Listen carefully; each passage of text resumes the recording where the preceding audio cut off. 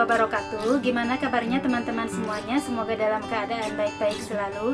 Sebelum saya berbicara lebih lanjut, mari kita saksikan dulu video berikut ini.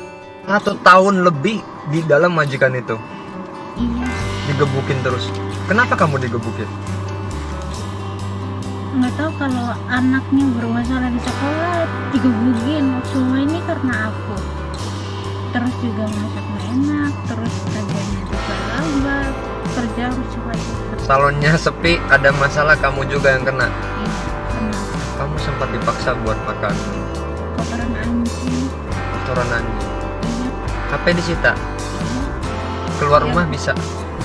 Nggak bisa kalau keluar sama dia enggak. Sampai kok nggak boleh. Kamu bilang kamu pernah disiram pakai air panas itu. Terus disiram, terus ngambil lagi, siram lagi sampai ini udah lempeng sekarang udah di Iya nih gosok tadi sekarang penglihatan aku udah mulai itu. susah melihat. Dianya nggak percaya.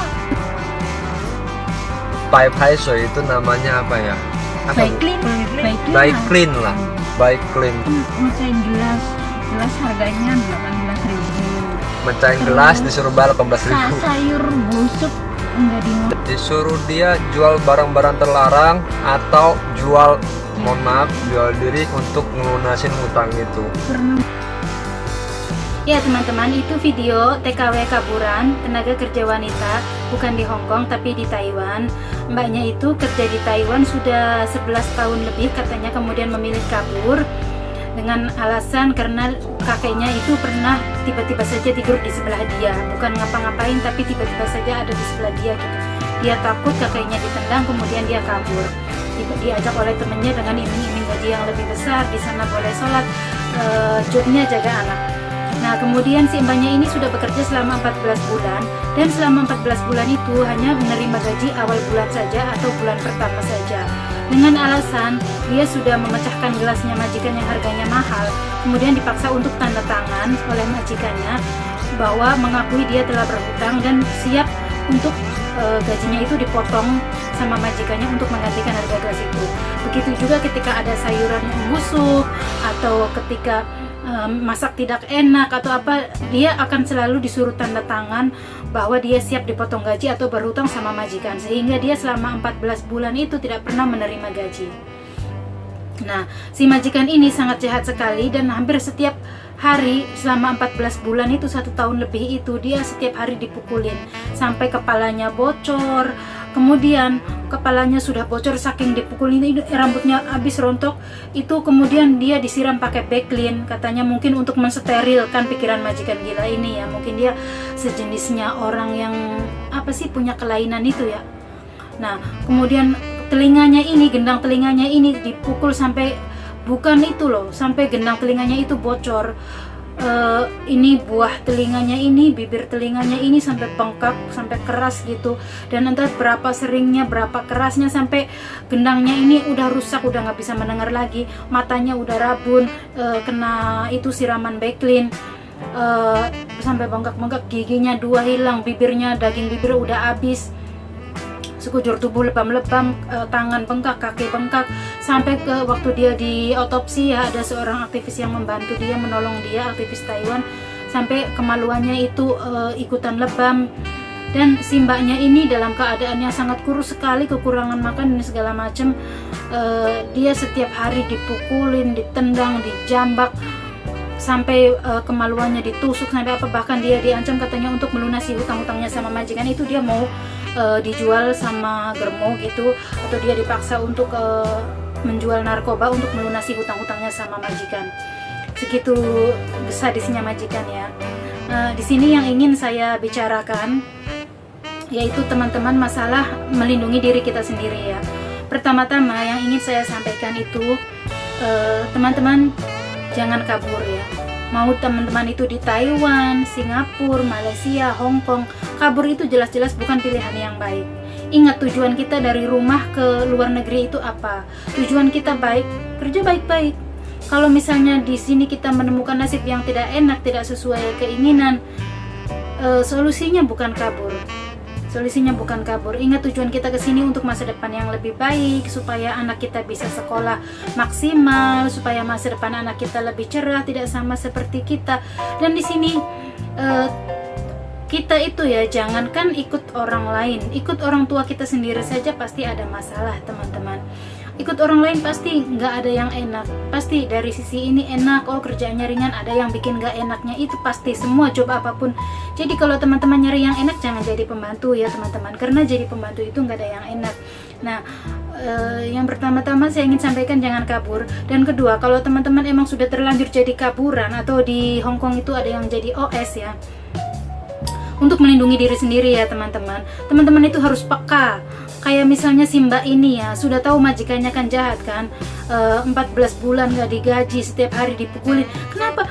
Katanya rumahnya semuanya ada CCTV, dia nggak bisa kabur. Kalau sekali aja melangkah keluar rumah, nanti alarmnya bunyi semua.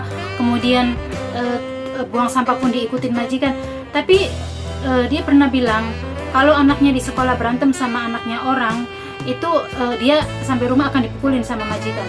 Berarti kan dia ada celah tuh untuk antar jemput anaknya sekolah kan. Nah di situ kan bisa sebenarnya dia kabur kan. Pokoknya kita itu harus pandai-pandai. Kenapa buktinya dia sekarang setelah 14 bulan bisa kabur? Kenapa harus nunggu 14 bulan? Kenapa harus nunggu semua anggota tubuhnya cacat dulu baru dia berani menentukan untuk kabur gitu loh? Dia waktu ngantar sekolah bisa kan kabur. Misalnya kita nggak punya uang untuk bayar taksi, naik taksi sampai kita itu di Indonesia, di Taiwan ada KDII, di Hong Kong ada KJRI, di Singapura ada KBRI, di Malaysia pun pasti ada kedutaan Indonesia. Kita lari ke kedutaan, pokoknya lari ke kantor Indonesia. Sampai sana kita nggak punya uang, itu taksi kita dibayarin. Pokoknya kita lepas dulu dari majikan Dajjal ini, lepas dulu dari manusia yang punya kelainan jiwa ini. Kenapa harus nunggu sampai 14 bulan teman-teman? Begitu loh.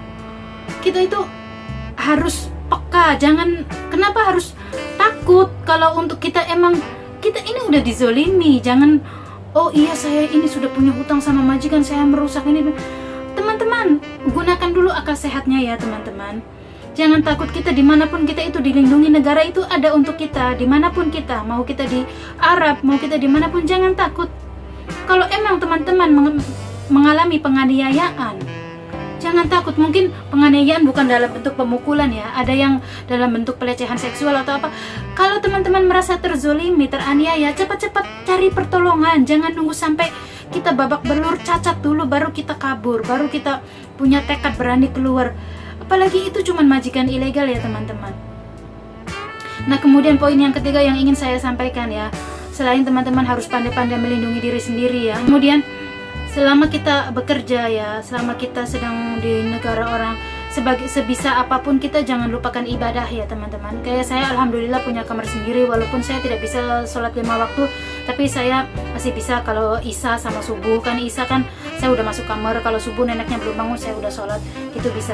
Nah teman-teman pun pasti bisa lah. Kalaupun misalnya di rumahnya ada CCTV, nggak punya kamar, majikan jelas-jelas sudah melarang, kita udah tanda tangan untuk tidak sholat, oke, seminggu sekali bisa kan. Atau misalnya di kamar mandi pun boleh loh, Allah itu maha tahu keadaan kita. Asal kamar mandinya bersih, kita mukena kan ada yang tipis itu ya, kita sebisanya kita lah, majikan pun nggak akan 24 jam ngawasin kita kan. Sholat atau minimal ya istighfar, sholawatan. Jangan mengabaikan Tuhan, jangan kita terlalu sibuk dengan bekerja kemudian melupakan Tuhan. Jadi ibaratnya kita bekerja itu kalau nggak pernah ingat Tuhan itu jatuhnya sombong ya teman-teman. Usaha tanpa berdoa itu sombong. Jadi jangan pernah hidup kita itu lepas dari Sang Pencipta, jangan pernah memisahkan diri. Teruslah ingat sama Yang Kuasa. Kita kerja boleh, melupakan Tuhan jangan. Sesibuk apapun kita, ketika kita mengingat Allah, Allah akan lebih mengingat kita lagi. Saya pun masih banyak kekurangan, saya pun bukan orang yang pandai, orang yang cerdas, saya juga sering mengalami takut atau bingung atau apa. Makanya teman-teman jangan pernah takut untuk cerita kita ada masalah-masalah apa sama temen. Pasti setiap kali ketemu orang baru kita dapat masukan baru ya, disaring yang bener diambil, yang kiranya nggak bener jangan diambil gitu. Jadi jangan terlalu menutup diri ya teman-teman, karena menurut saya 14 bulan disiksa setiap hari itu bisa dibilang kebodohan juga sih ya, kalau sampai 14 bulan loh. Kenapa harus nunggu cacat dulu baru berani kabur ya? Buktinya dia bisa kabur kan, kenapa harus nunggu 14 bulan dulu? Baiklah, untuk teman-teman semuanya, semoga kita dijauhkan dari orang-orang yang zolim, dijauhkan dari musibah bala di negara orang ini ya. Semoga kita semua pulang dengan kesuksesan. Sekian saja dulu dari saya, kurang lebihnya saya mohon maaf. Wassalamualaikum warahmatullahi wabarakatuh.